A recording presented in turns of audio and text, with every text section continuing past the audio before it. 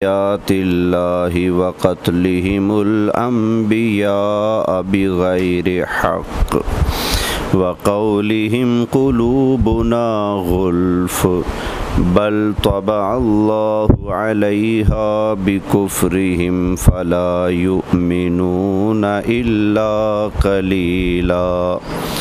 सदक़ल्लाहु मौलानल अज़ीम व बल्लगना रसूलुहुन नबियुल अमीनुल करीम व नहनु अला ज़ालिका लमिनश शाहिदीन वश्शाकिरीन वल्हम्दुलिल्लाहि रब्बिल आलमीन। बड़ी मोहब्बत से दुरूद पाक पढ़ लीजिए। अस्सलातु वस्सलामु अलैका या सय्यदी या रसूल अल्लाह। अस्सलातु वस्सलामु अलैका या सय्यदी या हबीब अल्लाह। अस्सलातु वस्सलामु अलैका या इमामल अंबिया वल मुरसलीन व अला आलिका व अस्हाबिका या जद्दल हसन वल हुसैन। इंतहाई काबिल सद एहतराम हाज़रीन किराम, मेरे दोस्तों बुज़ुर्गों, आज के जुमा में इंशाअल्लाह ताला दुनिया इंसानियत का सबसे बड़ा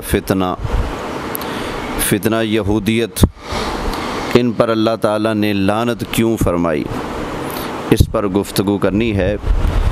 पिछले जुमा कोशिश तो थी, लेकिन इनकी चालाकियाँ, इनकी शरारतें और इनके ऊपर अज़ाबात जो हुए, उसी में गुफ्तगू का वक्त गुज़र गया।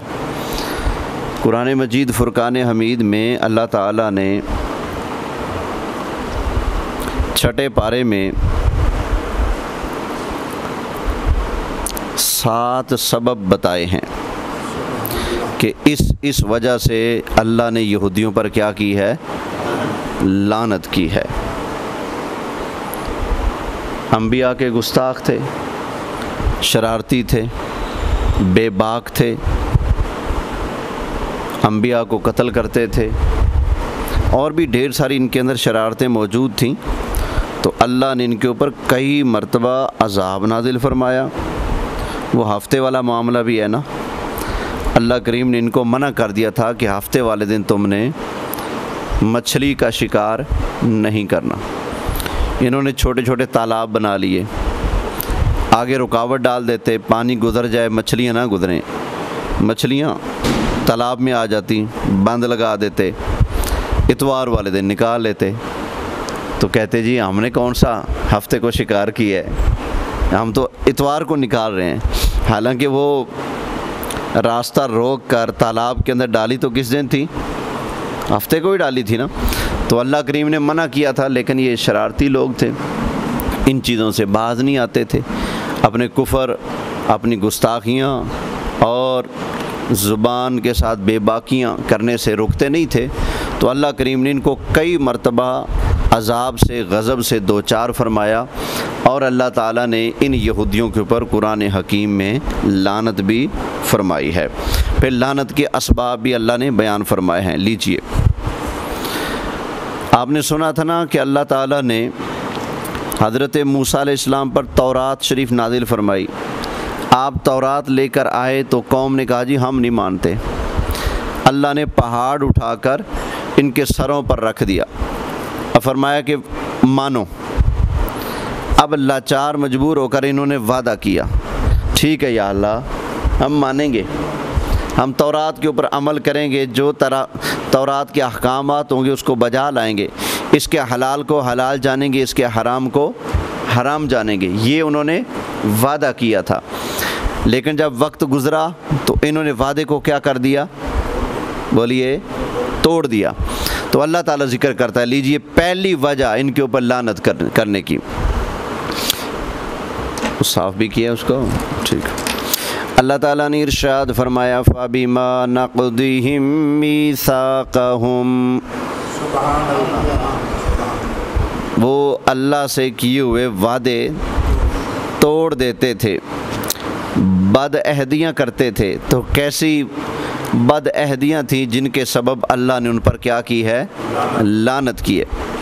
ये पहली वजह है उन पर, यहूदियों के ऊपर लानत होने की, कि ये क्या हैं, बदअहद हैं। ये वादे करके क्या कर देते हैं, तोड़ देते हैं।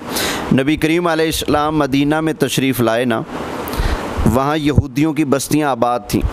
उनके साथ तय ये पाया था, अगर कोई बंदा तुम्हारे ऊपर हमला करेगा हम तुम्हारा साथ देंगे, अगर कोई हमारे ऊपर हमलावर होगा तो तुम हमारा साथ दोगे। लेकिन एंड जंग के मौका पर यहूदियों ने बदअहदी की और नबी करीम अलैहिस्सलाम और आपके जानिसार साहबा का साथ देने की बजाय कुफ़ार मक्का का साथ दिया। तो ये बदअहदी करना इनकी क्या है, पुरानी आदत है।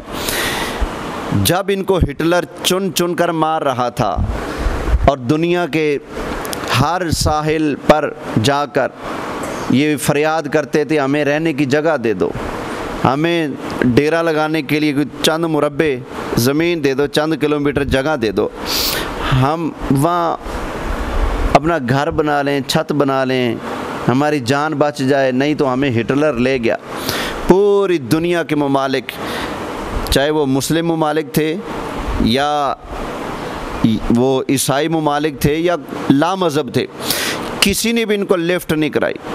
गलती कर बैठे फ़लस्तीनी मुसलमान, इन्होंने कहा जी आज हम तुम्हें पनाह देते हैं। तो उस वक्त इन्होंने अहद किया था कि हम तुम्हारे खैर खा वफ़ादार रहेंगे, हमें पनाह दे दो। तो फ़लस्तीनियों ने पनाह दी, तो यहूदियों ने उस अहद की लाज रखी या बदअहदी की, बोलिए क्या की, बदअहदी की। तो अल्लाह फरमाता है फ़बिमा नक़दिहिम मीसाक़हुम, इनके बदअहदियों के सबब अल्लाह ने इन पर क्या की है, कस के बोलें क्या है, यहूदियों पर क्या है, हाँ बोलने के सवाब मिलेगा इंशाअल्लाह। यहूदियों पर अल्लाह लानत करे तो हमें तो ज़्यादा करनी चाहिए। यहूदियों पर, यहूदियों पर, हाँ जी, आप लानत करेंगे यहूदियों पर, अल्लाह की कसम उठाकर कहता हूँ इस पर सवाब मिलेगा। नबी करीम अलैहिस्सलाम फरमाते हैं तुम जा रहे हो ना, सामने आ जाए यहूदी, फरमाए उसके ऊपर रास्ता तंग कर दो, गली में चौड़े होकर गुजरो, उसको साइड से गुजरना पड़े। समझ आ गई ना। अल्लाह के महबूब अलैहिस्सलाम तशरीफ़ फरमा थे, दो शख्स नबी करीम अलैहिस्सलाम की तरफ आ रहे थे। एक हुजूर का सहाबी था मुसलमान और एक मुशरिक था, वो दोनों आ रहे थे। नबी करीम अलैहिस्सलाम के सहाबा में से किसी ने नबी करीम अलैहिस्सलाम को अर्ज़ किया आका वो आ रहे हैं, फिर नाम लिया। काफिर का नाम पहले लिया, मुसलमान का नाम बाद में लिया, नबी करीम अलैहिस्सलाम को बताते हुए अल्लाह के रसूल सल्लल्लाहु अलैहि वसल्लम जलाल में आ गए। नबी पाक सल्लल्लाहु अलैहि वसल्लम ने इरशाद फरमाया अल इस्लाम यअलू वला युअला, फरमाया इस्लाम ऊंचा होता है नीचा नहीं होता, इस्लाम कुफर पर गालिब होता है मगलूब नहीं होता। और तूने ये क्यों किया कि मुझे बताते हुए काफिर का नाम पहले लिया, मुसलमान का नाम बाद में लिया। फरमाया इस्लाम गालिब है, इसलिए पहले नाम भी किसका लेना था, मुसलमान का। बोलिए मुसलमान का। भाई ये हदीसों में आया पड़े, इस तरह के मज़ामीन कुरान में आए पड़े, लेकिन हमारे लोग पता नहीं क्यों डर जाते हैं, पता नहीं क्यों घबरा जाते हैं। हमारी मईशत, हमारा कारोबार, हमारी फ़लाँ चीज़ें, ये हो जाएगा वो हो जाएगा।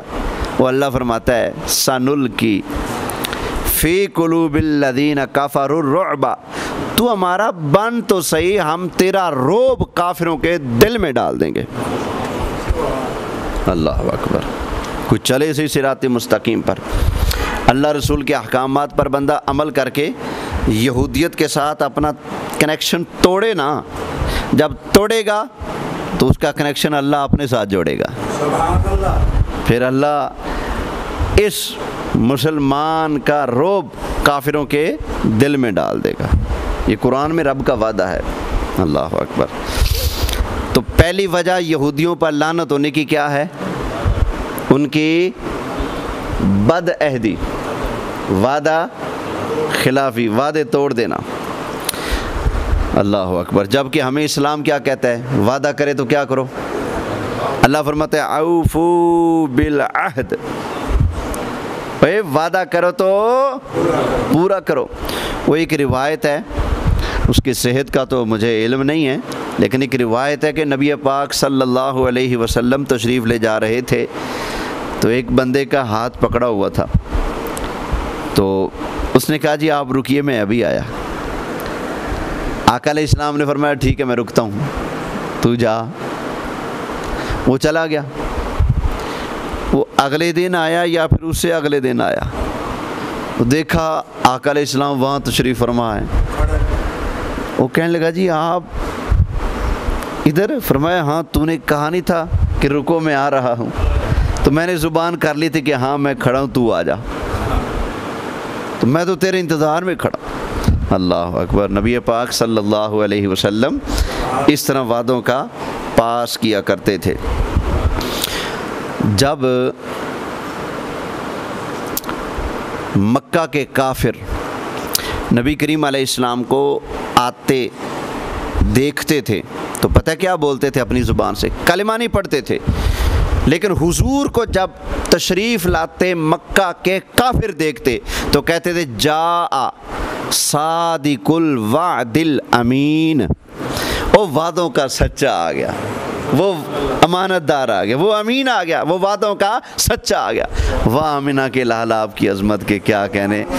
अगरचे दुश्मन है, अगरचे कलिमा नहीं पढ़ा, लेकिन वो भी मानते हैं कि आमिना के लाल वादों के सच्चे हैं और अमीन हैं। अल्लाह अकबर। तो अल्लाह ने यहूदियों पर लानत की उनकी बदअहदियों की वजह से।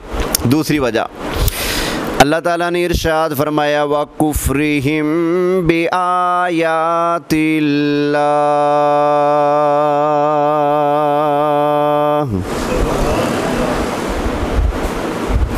मेरे ख्याल सारे बोल सकते हैं, गूंगा तो कोई नहीं बैठा। हाँ जी बोलिया करो, नहीं तो मैं उस्ताद भी हाँ, बिल्कुल ये भी है, ठीक है बोलिया करो। अल्लाह का नाम नहीं बोले सुभान अल्लाह। अल्लाह ताला ने इरशाद फरमाया व कुफ्रिहिम बिआयातिल्लाह।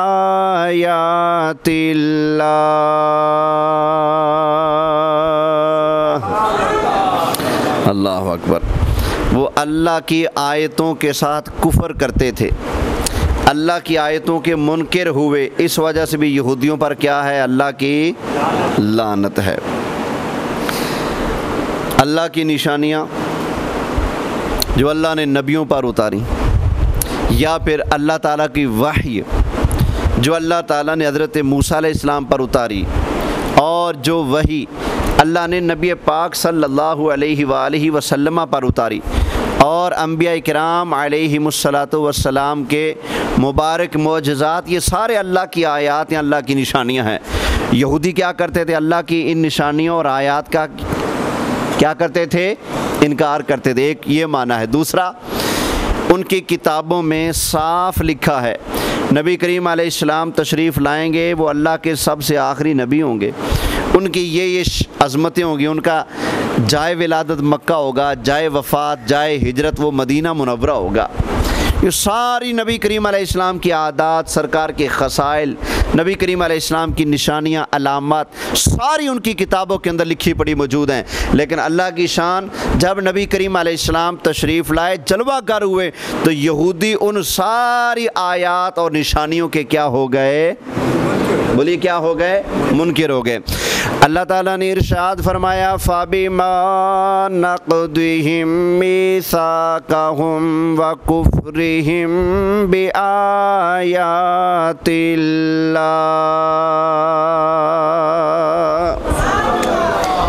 इनकी बदअहदियों की वजह से भी अल्लाह ने इन पर लानत की है, और अल्लाह की आयतों का इनकार करने की वजह से भी इन पर अल्लाह ने क्या की है? लानत की है। अल्लाह अकबर। दो वजह होगी। तीसरी वजह अल्लाह ताला ने इरशाद फरमाया वक़त्लिहिमुल अंबिया बिग़ैरि हक़। अंबिया किराम अलैहिमुस्सलाम को ना हक़ कत्ल करने की वजह से भी अल्लाह ने यहूदियों पर लानत की है। आज लोग शोर कर रहे हैं, आवाज़ उठा रहे हैं कि अंबिया की सरज़मीन है फ़लस्तीन, सैकड़ों हज़ारों नबियों की कब्रें हैं मस्जिद अक्सा के इर्द गिर्द, और वहाँ वो बमबारी कर रहे हैं, तो वहाँ कत्ल व गारत कर रहे हैं, दहशत गर्दी कर रहे हैं। तो आसान सी बात समझ लें, जिन्होंने दुनिया के अंदर चलते फिरते जीते नबियों का हया नहीं किया, वो कब्र में जाने के बाद यहूदी उन नबियों का हया कैसे करेंगे। तो इन लोगों ने ना ज़ाहिरी ज़िंदगी में नबियों का अदब किया, हया किया, ना उनके पर्दा करने के बाद उनका हया किया है। तो ये वजह भी है कि अल्लाह ने यहूदियों पर क्या की है, कस के बोले यहूदियों पर, यहूदियों पर, यहूदियों पर, यहूदियों पर लानत। अल्लाह अकबर। कितनी वजह हो गई? 3। पहली वजह बदअहदी, दूसरी वजह अल्लाह की आयतों का इनकार, और तीसरी वजह अंबिया को ना हक। अच्छा, किसी भी नबी का कत्ल हक नहीं हो सकता, क्योंकि कत्ल तो तब हक होता है, जायज़ होता है, जब गुनाह हो, और नबी गुनाह से, नबी शहीद हो, नबी को शहीद किया जाए, कत्ल किया जाए, वो नबी का कत्ल कभी भी जायज़ नहीं हो सकता। हमेशा हर नबी जिन्होंने भी शहादत का जाम नोश फरमाया है वो ना हक कत्ल हुए। तो यहाँ पर ना हक जो अल्लाह ने जिक्र किया है ना, इसका मतलब ये नहीं कि नबी का कत्ल जो है कभी कभी हक भी होता है ना। नबी का कत्ल, नबी की शहादत, जो लोग उनको शहीद कर दें, वो काम हमेशा लोगों की तरफ से क्या होता है, ना हक होता है।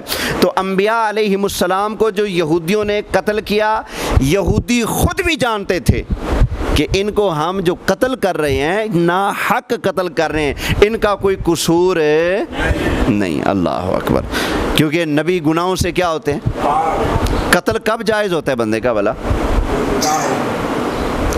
कोई बंदा मुर्तद हो जाए, इस्लाम से फिर जाए, तो हाकिम इस्लाम उसको कैद कराएगा, 3 दिन का मौका देगा, उसको कहेगा कोई शक है, कोई शुबा है, कोई इल्ज़ाम है, कोई एतराज़ है, तेरे पास कोई कुफ्र के सही होने के और इस्लाम के झूठे होने की दलील है तो पेश कर।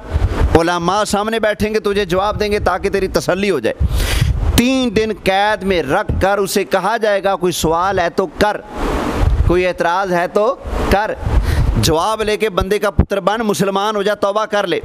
अगर वो फिर भी इस्लाम ना लाए तो फिर उसको क्या कर दिया जाएगा। ये कत्ल की पहली वजह है,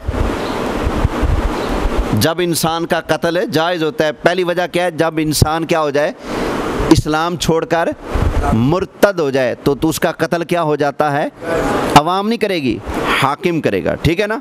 नंबर 2, जब कोई बंदा किसी को नाहक कत्ल कर दे तो बदले के अंदर अब इस कातिल का कत्ल क्या हो जाता है, बोलें, जायज़ हो जाता है। ये कत्ल के जायज़ होने की दूसरी वजह। तीसरी, शादीशुदा मर्द हो या औरत हो, बदकारी कर बैठें या अपनी ज़ुबान से माने कि मैंने ज़िना किया है, बदकारी की है, अपनी ज़ुबान से माने लोगों के सामने, या फिर उनको बदकारी करते हुए 4 गवाहों ने देखा हो और उनकी गवाही भी मिलती हो, तो अब उनका कत्ल भी क्या हो जाता है। हाँ, ये छोटा गुनाह नहीं, इससे जान जाती है अगर शादीशुदा होकर बंदा ये काम करे। अल्लाह ताला हम सब को, हमारी नस्लों को, सबको इस गुनाह बद से महफूज फरमाए। आमीन कह लें, फिर कह लें। तो खैर, ये 3 सूरतें हैं किसी इंसान के खून के जायज़ होने की, चौथी सूरत नहीं। और हमारे मुआशरे में जो कत्ल होते हैं, आपको लगता है कि वो कत्ल जायज़ होता है?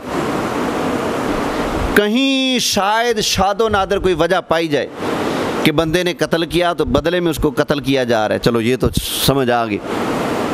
वगरना क्या होता है, पानी तोड़ लिया तो कत्ल कर दो, पैसे नहीं दिए तो क्या कर दो, कत्ल कर दो, गाली दे दिया तो कत्ल कर दो, खंगूरा मार दिया तो। हाँ जी, मैं एक जगह जानता हूँ, बस थोड़ी बोटी कसर चलती रहती थी आपस में। एक दिन दोनों बरादरियों के लोग कहीं गुजर रहे थे इकट्ठे, जब करीब से गुजरे ना तो एक ने दूसरे को किया, उसने कहा अच्छा तेरे खंगोरे का इलाज करता हूँ। घर गया, जाकर कलाशनकोव उठाई, आकर 2 बंदे फटका दिए। उन्होंने आकर उठाए, उनके 4 पाँव फटका दिए। चल फिर क्या, उधर के भी जेलों में, उधर के जेलों में आधी ज़मीन उनकी बिकी, आधी उनकी बिकी, फक्का ना रहा, सुलो करके वो उधर चला गया, वो उधर चला गया। चल ये अंजाम है। ये हमारे यहाँ कत्ल का मेयार है। खंगूरा मार दे, जनाब के मिजाज को अगले की बात तल्ख लगे, सख्त लगे, या जनाब की इज़्ज़त तौकीर जैसे करनी चाहिए थी आपके मिजाज के मुताबिक अगले ने नहीं की तो फड़का दो बंदा। हमारे यहाँ तो ऐसे इंसान को कत्ल कर दिया जाता है माज़अल्लाह। इतना सस्ता हो चुका है। मुल्तान हुसैनागाई में मैं रहा था, वहाँ इमामत करता था, वहाँ तो कोई गाली दे तो बदले में आकर बंदे को फड़का देते हैं। मैं ईशा के बाद दर्स दिया करता था वहाँ ना, दर्स हदीस, तो दर्स के बाद बैठ जाते कई बंदे सवाल जवाब, तो यकीन जाने एक बंदा छोड़कर दूसरा बंदा वो होता था जो कह रहा था मैं जी मन्ने जी जेल में 14 साल काटे हैं। क्यों जी? मन्ने ईद का दिन एक बंदा काट दिया था, ईद पढ़ने जा रहे थे, उसने मैंने गाली दी। अच्छा, मैंने तो बस वो जो जानवर काटने वाले छुरे थे उसने, इससे हमने बंदा काट के ना रेडी पे डाल के भेज दिया घर। इतना सस्ता इंसान का खून। हाँ जी, ईद पढ़ने गए, बंदा ज़िबा करके आगे घर भेज दिया। अभी अच्छा, मैं गुड़ मंडी में जब इमामत के लिए गया ना तो मुझे लोगों ने कहा यार वो इलाका बड़ा ख़तरनाक है, वहाँ सारे हाई ब्रेड मिर्चों से भी गर्म मिजाज लोग रहते हैं, अन्नू का छज्जा ये वो, तो ध्यान से रहना। अच्छा, वहाँ भी मेरी तकरीरें फिर यही होती हैं जो होती हैं। मुतवल्ली साहब जो थे ना, उनका नवासा था हाफिज़। उन्होंने कहा जी मेरा बेटा, मेरा दोता मुसल्ला पढ़ेगा। मैंने कहा ये मुसल्ला पढ़ने का अहल ही नहीं है, ये दाढ़ी कटवाता है, मैं इसको मुसल्ले पे नहीं चढ़ने दूंगा। उसने कहा ये तो चढ़ेगा। मैंने कहा जी नहीं चढ़ेगा, अगर ये चढ़ेगा तो हम यहाँ नहीं खड़ेगा, अगर इसको आप धक्के से चढ़ाएंगे मैं इसके पीछे नमाज नहीं पढ़ूंगा। मसला लोग पूछेंगे, उनको भी बताऊंगा भी इसके पीछे नमाज जायज़ नहीं। मैंने कहा जिसको गाड़ी चलाने का ना पता हो उसको आप गाड़ी नहीं देते, जिसको नमाज के तरावी के मसाइल कख भी नहीं पता, जिसको ये तमीज़ नहीं कि दाढ़ी रखना वाजिब है और उसको कटवा के मुसल्ले पर चढ़ रहा है, वो कब इस लायक हुआ कि मुसल्ले पर चढ़े? अच्छा जी, वो बाबा बड़ी मुश्किल से मेरी बातें पी पू के चला तो गया, और नमाज़ी मुझे शाबाश दे रहे हैं यार, कहते हैं इसके आगे बोल पड़े हो, इसके आगे तो पूरा अन्नू का छज्जा नहीं कोई सारा उठाता। तो वो बाबा कहा करता था ये मौलवी यहाँ रह गया ना तो या मैं मर जाऊँगा किसी दिन या ये मेरे हाथ से मर जाएगा। अल्लाह अकबर। तो मैंने एक दिन जुमे में वहाँ कह दिया, मैंने कहा यार नमाजियों में वफ़ा होती ना तो इमाम हुसैन शहीद ना होते करबला में। तुम लोग इमामों से वफ़ा नहीं करते, नमाज पढ़ के बाहर जाकर चुगलियाँ करते हो, इधर कहते हो पीछे इमाम के, उधर बाहर जाकर कहते हो आगे इमाम के। मौलवी ऐसा मौलवी क्यों होता है? मौलवी आ नहीं पता, मौलवी इंज मौलवी इंज मौलवी इंज मौलवी, सारी इबादतें नमाज़ें पढ़कर चूल्हे में डाल देते हो। तो मैंने वहाँ पर कह दिया, मैंने कहा अगर नमाजियों में वफ़ा होती ना तो इमाम हुसैन करबला में शहीद, जिन्होंने पीछे नमाज़ें पढ़ी उन्होंने तीर मार कर शहीद किया था। तो कहने लगे जी हमें यजीद बना दिया। मैंने कहा काम यजीद वाले ना करो। तवज्जो है। तो बहरहाल वहाँ जब मैं पहला दिन मस्जिद गुड़ मंडी में इमामत के लिए गया, उसी दिन हुसैना गाई बाज़ार में पुलहट मस्जिद के पास लड़ाई हुई। दो बंदे लड़ रहे, नौजवान लड़के। बाबा छुड़ाने आया, बाबा था उसका दादा, उसने तैश में आकर मारी गोली, दादे को फटका दिया वहाँ। समझ आ गई ना? तो ये इंसानी जान की कीमत है इस वक्त कि दादा छुड़ाने आए तो पोते ने दादे को बिला वजह कत्ल कर दिया। अल्लाह अकबर। तो ये कत्ल इंसान का सिर्फ 3 वजह से जायज़ होता है। चौथी कोई वजह जायज़ होने की, मुर्तद हो जाए या कत्ल के बदले में कत्ल हो या फिर शादीशुदा हो और जिना कर बैठे, तो अब 4 गवाह अगर मौजूद हों या उसका इकरार मौजूद हो तो अब उसका कत्ल क्या होता है। इसके अलावा भाई अल्लाह की कसम है, चौथी वजह कोई नहीं है कत्ल की। खामखा कत्ल करने वाले अल्लाह की बारगाह में जवाब दे होंगे। इंसानी जान की वैल्यू है, वैल्यू इसको समझे ज़रा। अल्लाह हमें समझने की तौफीक अता फरमाए। तवज्जो है ना? तो अल्लाह ने यहूदियों पर लानत की। पहली वजह वादे तोड़ते थे, दूसरी वजह अल्लाह की आयतों का इनकार करते थे, कुफ्र करते थे, और तीसरी वजह अल्लाह के नबियों को नाहक कत्ल करते थे। अल्लाह अकबर। चौथी वजह, जब नबी करीम अलैहिस्सलाम यहूदियों के सामने कुरान तिलावत फरमाते, उन्हें तबलीग फरमाते, यहूदी आगे से कहते थे हमारे जो दिल है ना ये फैज़ से भरे हुए हैं, हमारे दिल फैज़ नूर ईमान से भरे हुए हैं और ऊपर गिलाफ चढ़े हुए हैं। जब हमारे दिलों के ऊपर गिलाफ चढ़ चुका है तो आपका कुरान पढ़ना हमारे दिलों तक नहीं पहुंचता। आपका हिदायत करना, तबलीग करना, पैगाम पहुंचाना, क्योंकि हमारा दिल पहले भरा हुआ है, कोई गुंजाइश भी नहीं, फिर ऊपर गिलाफ पे चढ़े हुए। वो नबी करीम अलैहिस्सलाम को ये जवाब दिया करते थे। अल्लाह उसका जिक्र करता है। अल्लाह ताला ने इरशाद फरमाया व क़ौलिहिम क़ुलूबुना गुल्फ़, उनके इस कौल की वजह से भी अल्लाह ने उन पर लानत की जो उन्होंने कहा कि हमारे दिलों पर गिलाफ हैं। क्या हैं? गिलाफ। अल्लाह क्या फरमाता है? अल्लाह ताला ने इरशाद फरमाया बल तबा अल्लाहु अलैहा बिकुफ्रिहिम। अल्लाह अकबर, सुभान अल्लाह कह लें। अल्लाह फरमाता है गिलाफ नहीं है, बल्कि अल्लाह ने उनके कुफ्र की वजह से उनके दिलों पर मोहर लगा दी है। क्या कर दी है? ख़त जब लिखा जाता है ना, कोई भी मज़मून जब कंप्लीट हो जाता है तो एंड में क्या लगती है? मोहर, कि मज़मून मुकम्मल हो चुका, ना बीच में से कुछ निकाला जाएगा, ना अंदर कुछ और मज़ीद डाला जाएगा। मज़मून क्या हो चुका? मुकम्मल। इनके दिल ईमान से भरे नहीं, कुफर से भरे हैं, और ऐसे कुफर में लिथड़े रचे बसे पड़े इनके दिल। अल्लाह ने ऊपर मोहर लगा दिया। मोहर लगने के बाद कुफर इनके दिलों से बाहर नहीं जा सकता और ईमान इनके दिलों के अंदर दाखिल नहीं हो सकता। क्यों? इनके दिलों पर क्या लग चुकी है? हाँ, मोहर लग चुकी है। तो ये जो इन्होंने बदमाशी की नबी करीम अलैहिस्सलाम के सामने और कहा कि हमारे दिलों पर मोहर लग चुकी, हमारे दिलों के ऊपर गिलाफ हैं, इस वजह से अल्लाह ने लानत की इनके ऊपर और फरमाया ये गुलाफ नहीं है, बल्कि तुम्हारे दिलों पर कुफर की वजह से क्या लग चुकी है? मोहर लग चुकी है। अल्लाह ताला ने इरशाद फरमाया फला युमिनूना इल्ला कलीला। अल्लाह अकबर। फरमाया ये यहूदी ईमान नहीं लाते मगर थोड़े, मगर थोड़े। चंद यहूदी थे, चंद, सिर्फ गिनती के, जो नबी करीम अलैहिस्सलाम पर ईमान लाए, वगरना यहूदी तकरीबन 99% नबी करीम अलैहिस्सलाम की नबूवत के मुनकिर रहे। उन्होंने सरकार की नबूवत को तस्लीम नहीं किया। तो अल्लाह फरमाता है फ़ला युमिनूना इल्ला कलीला, ये यहूदी हुजूर पर ईमान नहीं लाते मगर थोड़े से। हज़रत अब्दुल्ला बिन सलाम वगैरह। अच्छा, एक दिन ना नबी पाक सल्लल्लाहु अलैहि वसल्लम यहूदियों के पास तशरीफ़ ले गए।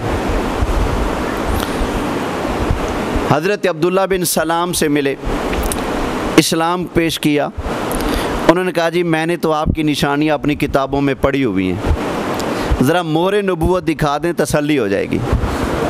आका अलैहिस्सलाम ने मोहर नबूवत दिखाई, कलिमा पढ़ लिया। अब वो कहने लगे आका मेरी कौम वाले मुझ पर बड़ा एतबार करते हैं, आप इनको जाकर ना दावत दें और ये कहेंगे कि अगर हमारे अल्लामा साहब अब्दुल्ला बिन सलाम आपको मान लेंगे तो फिर हम भी मान लेंगे। इन्होंने ये कहना है, फिर मैं आपकी नबूवत की गवाही दूंगा तो चलो ये भी मान ले आएंगे। फरमाया चलो ठीक। नबी करीम अलैहिस्सलाम उनकी बरादरी के पास चले गए। फरमाया मैं अल्लाह का सच्चा रसूल हूँ, आओ ज़रा मेरी दावत को कबूल करो।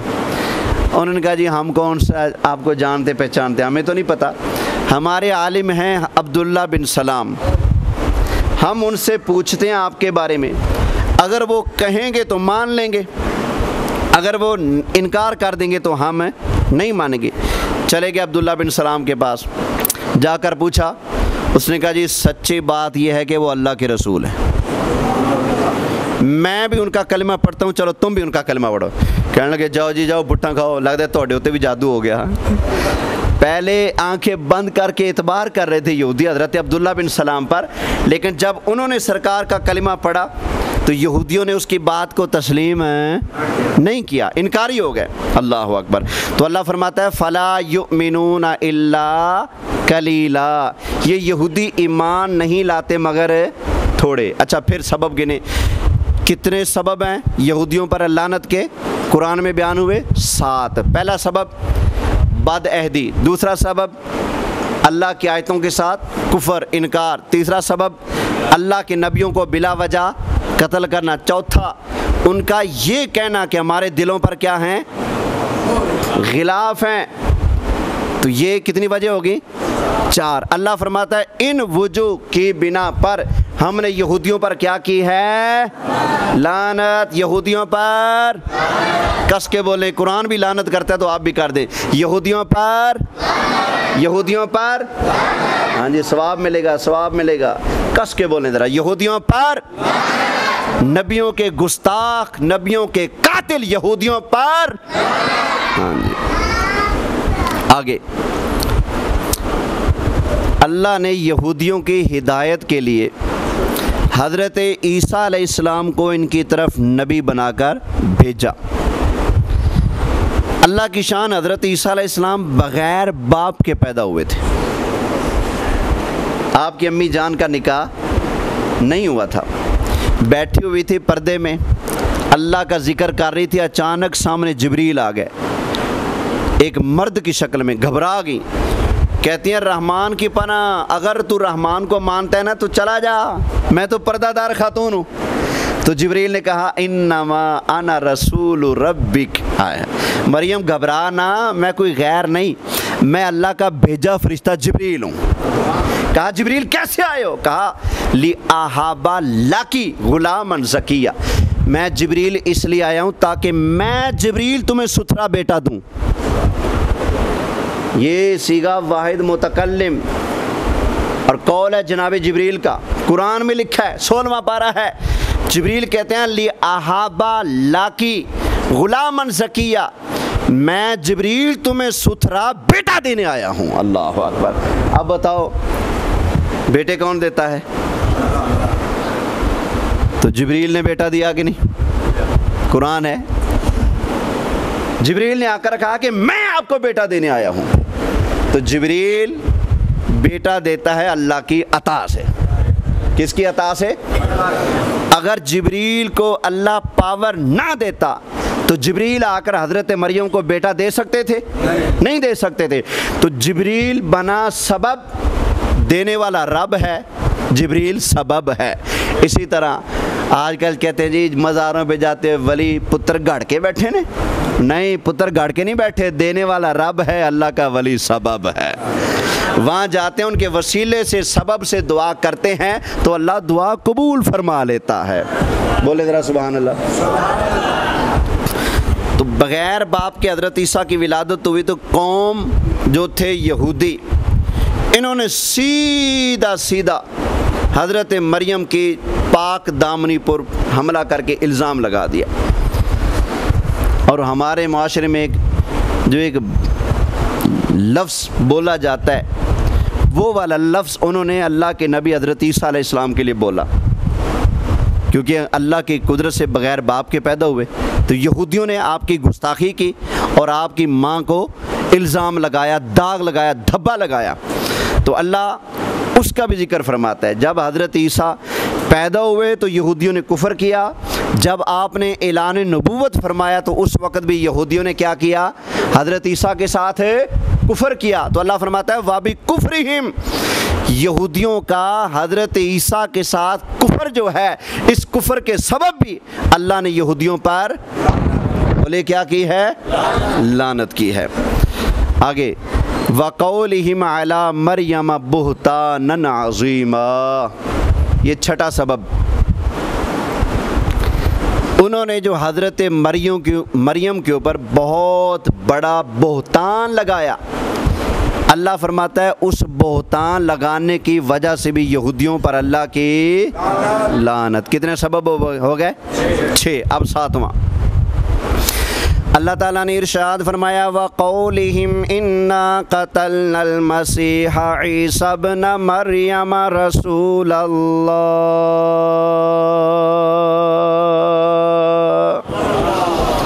यहूदियों ने कहा कि हमने कत्ल किया मरियम के बेटे मसीह ईसा अल्लाह के रसूल को, हमने कत्ल किया। यहूदी ये कहते हैं।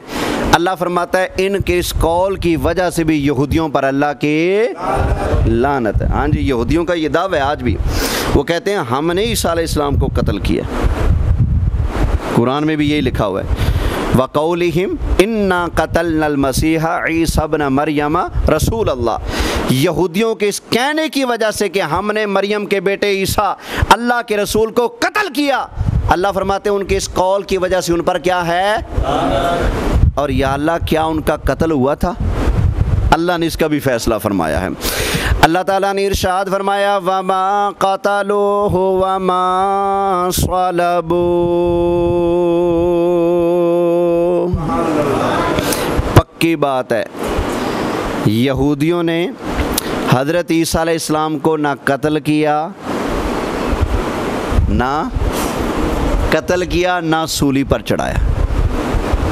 मिर्ज़ा कादियानी कहता है कि हज़रत ईसा अलैहिस्सलाम को सूली पर चढ़ाया गया, लेकिन अभी वफ़ात नहीं हुई थी कि आपके शागिर्दों ने उतार लिया। एक तरफ है उसकी बात, और यहूदी कहते हैं कि हमने सूली पर चढ़ाकर हज़रत ईसा को कत्ल किया। एक तरफ यहूदियों की बात रखो, एक तरफ कादियानियों की बात रखो, और एक तरफ अल्लाह का कुरान रखो। अल्लाह ताला ने इरशाद फरमाया वमा क़तलूहु वमा सलबू, फरमाया पक्की बात है यहूदियों ने हज़रत ईसा अलैहिस्सलाम को ना कत्ल किया ना सूली पर चढ़ाया। मामला क्या हुआ, एक मुनाफिक था। यहूदियों ने जब हज़रत ईसा अलैहिस्सलाम को कत्ल करने के लिए कैद किया तो मुनाफिक जो था सिपाही था, यहूदी ऊपर से हज़रत ईसा का बनता था। उसने कहा जी मैं ले आना कमरे चो बाहर काट के फड़ के सूली पर चढ़ाने लगे। जब मैं जाता हूँ अंदर, वो गया अंदर कैद खाने में। अल्लाह ताला ने हज़रत ईसा अलैहिस्सलाम के चेहरे की जो मुबारक शबी थी वो शबी डाल दी उस मुनाफिक के ऊपर, और जिब्रील को भेज दिया। जिब्रील आए, हज़रत ईसा अलैहिस्सलाम को छुपाया अपने परों में, उड़कर आसमानों पर चले गए। अब वो बंदा अंदर गया, जाकर देखा हज़रत ईसा तो नहीं मिले, काफ़ी देर लगी। अब उसका चेहरा कैसा बन चुका था, हज़रत ईसा जैसा। दूसरे अंदर गए, जाकर उसको पकड़ लिया, लटका दिया सूली के ऊपर। सूली के ऊपर 3 दिन लटका रहा। जब उतारा तो लोग कहने लगे वो अपना बंदा किथे। जब हाथ पांव देखे तो कहते हैं ये तो यार बंदा वही है। चेहरा देखें तो लगे ईसा अलैहिस्सलाम है, बाकी जिस्म देखे तो क्या लगे। उन्होंने कहा अगर ये ईसा है तो हमारा बंदा कहाँ है, अगर ये बंदा है हमारा तो जनाब ईसा अलैहिस्सलाम कहाँ हैं। तो तो अल्लाह फरमाता है वलाकिन शुब्बिहा लहुम, ईसा अलैहिस्सलाम कत्ल नहीं हुए बल्कि मामला उनके ऊपर मुश्तबे कर दिया गया। कहने लगे ये ईसा हैं, किसने कहा नहीं ईसा नहीं है, बल्कि ये तो वो हमारा बंदा है, नहीं ये ईसा है, नहीं ये हमारा बंदा है। इख्तलाफ होने लगा तो अल्लाह फरमाता है इन्हें पता ही नहीं, हकीकत क्या है पता ही नहीं। आगे रब फरमाता है, अल्लाह ताला ने इरशाद फरमाया वमा क़तलूहु यक़ीनन बल रफ़अहुल्लाहु इलैहि,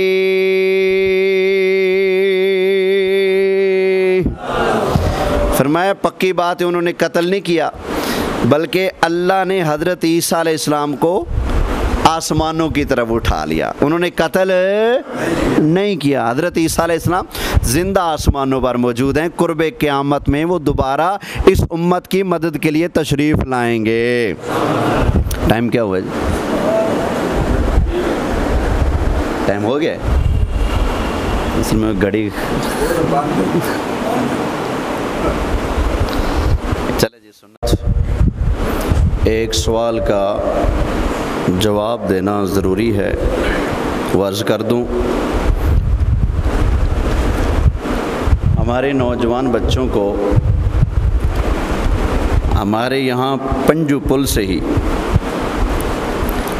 एक दो बंदों की तरफ से बार बार ये कहा जाता है ओए तुम लोग जुमा क्यों पढ़ते हो? जुमा तो इस्लाम में नहीं है, जुमा कहाँ से निकाल लिया? ख़ुद वो जुमा पढ़ते नहीं, ख़ुद वो जुमा मानते नहीं। हम पढ़ते हैं जुमा, हम मानते हैं जुमा, हमारे ऊपर वो एतराज़ करते हैं आप ना पढ़ो, भले सारी ज़िंदगी ना पढ़ो, हमें कोई तकलीफ़ नहीं, लेकिन जब तुम हमारे बंदों को पकड़ पकड़ कर ये पट्टी पढ़ाओ कि जुमा कित्थे लिखा है, जुमा क्यों पढ़ते हो, तो फिर जो दीन का सच्चा मुहाफ़िज़ होता है ना वो फिर जवाब दिए बगैर रह नहीं सकता। मुझे कसम है परवरदिगार की अल्हम्दुलिल्लाह मैं अपने दीन का सच्चा खैर ख़्वाह हूँ, नौकर हूँ, ग़ुलाम हूँ। मुझे एजेंसियों की तरफ से, इदारों की तरफ से बार बार पाबंद किया जाता है कि आप ये ना किया करो, ये ना किया करो। अगर कोई एजेंसी वाले सुन रहे हैं तो सुन लें, मैं नौकर हाँ, मेरी मजबूरी है, नौकरी पूरी ना करा तो 2 नंबर चौकीदार बनना, 2 नंबर नौकर बनना। जे अगर नौकरी करनी लजपालां दी तो फिर परवाह नहीं करनी कि कौन की कहंदा है, कौन की बोलदा है। लिहाजा मैं अपना फ़र्ज़ निभा दूँ। भाई ये ना कहो कि जुमा कोई घड़ंतू चीज़ है, जुमा हमने अपनी तरफ से बना लिया, इस्लाम में जुमा का तसव्वुर नहीं। मैं अक्सर कहता होता हूँ ये टोला कुरान को नहीं मानता। अगर तुम कुरान को मानते हो तो ये मेरे हाथ में अल्लाह का कुरान है, 28वां पारा है, सूरह जुमा है, सूरह जुमा। आज के बाद मेरे शागिर्दों को, मेरे ताल्लुक़ वालों को या तो ये कहना छोड़ दो कि तुम्हारा मौलवी जुमा क्यों पढ़ाता है, या फिर बच्चे अगर दम खम है ना तो बच्चों को ना छेड़, डायरेक्ट मेरे पास आ, मैं बैठा ना तोड़ा खादिम तोड़ी खिदमत वास्ते, मेरे पास आ जाओ जिसको हमारे जुमा से मसला है। या फिर तुम कहते हो कि नहीं हम तो अनपढ़ हैं, अनपढ़ है तो मुंह बंद रख।